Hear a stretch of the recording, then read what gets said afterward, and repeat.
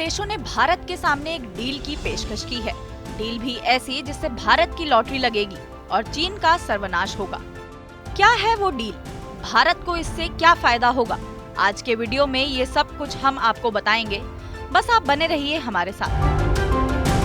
दरअसल भारत में इलेक्ट्रिक वाहन का भविष्य देखा जा रहा है, लेकिन ये वाहन वैक्यूम में नहीं चलते हैं।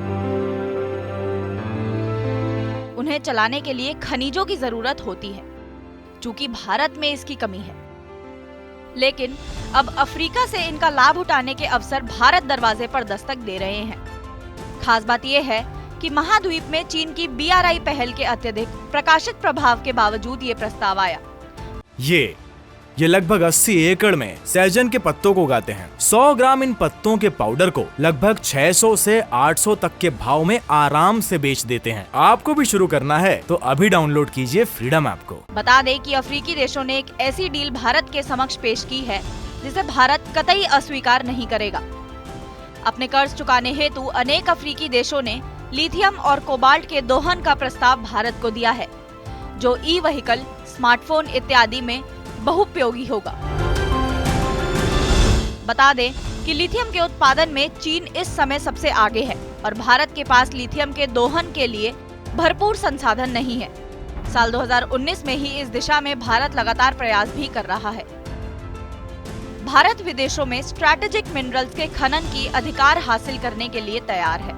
ध्यान देने वाली बात यह है कि स्ट्रैटेजिक मिनरल्स वे खनिज हैं जो सामाजिक आर्थिक विकास के साथ साथ देश की रक्षा क्षमताओं को बढ़ाने के लिए जरूरी है। भारत में कुल 10 खनिजों को टैक्टिकली क्लासिफाइड किया गया है। अब भारत विभिन्न देशों में लिथियम और कोबाल्ट का खनन करेगा। इन खनिजों की खनन ऑस्ट्रेलिया, अर्जेंटीना, बोलिविया और चिली जैसे देशों में किया जाएगा। ये भारत में विभिन्न उद्देश्यों के लिए उपयोग किए जा रहे कच्चे माल की निरंतर आपूर्ति सुनिश्चित करेगा। ऐसे में अफ्रीकी देशों द्वारा यह प्रस्ताव सोने पर सुहागा से कम नहीं है। लेकिन ये प्रस्ताव अफ्रीका ने यूं ही नहीं रखा। असल कारण है चीन और उसका फैलता कर्ज का मायाजाल। कोरोना वायरस चीन के साथ साथ उसकी डेब्ट डिप्लोमेसी के लिए भी बहुत बड़ा झटका लेकर आया है। अपनी डेब्ट डिप्लोमेसी के जरिए चीन छोटे और गरीब देशों को बड़े बड़े कर्ज देकर उन्हें पहले दिवालिया करने और बाद में उनसे अपने हित में सौदे कराने के लिए बदनाम है। कुल मिलाकर चीन अपने कर्ज को भी निवेश के तौर पर इस्तेमाल करता आया है। अफ्रीका में भी चीन को यही करने का विचार सूझा।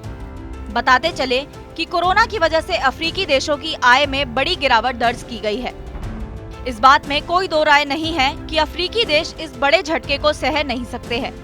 नतीजा ये है कि इससे निपटने के लिए अफ्रीकी देशों को सरकार चलाने के लिए भी कर्ज लेना पड़ रहा है। इसी वर्ष अफ्रीकी वित्त मंत्रियों ने एक संयुक्त बयान में अंतर्राष्ट्रीय समुदाय से अफ्रीका को $100 बिलियन का राहत पैकेज देने का अनुरोध किया है। कहने को ये तो चोर के घर में ही चोरी चल रही है, परंतु ये अनवरत नहीं चल सकती।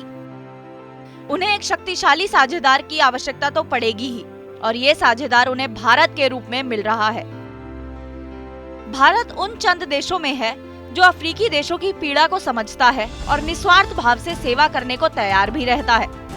इसके अतिरिक्त चीन से उसका 36 का काकड़ा तो जग जाहिर है। शत्रु का शत्रु मित्र होता है। इस भावना को इस तरह से आत्मसात करने का इससे बढ़िया तरीका तो किसी ने भी नहीं सोचा होगा।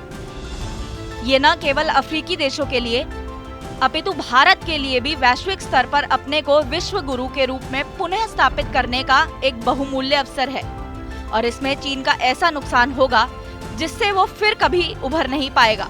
आपको हमारी ये वीडियो कैसी लगी कमेंट बॉक्स में जरूर बताएं, और ऐसे ही देश विदेश की तमाम बड़ी खबरों के लिए सब्सक्राइब करें हमारा YouTube चैनल TV9 भारतवर्ष।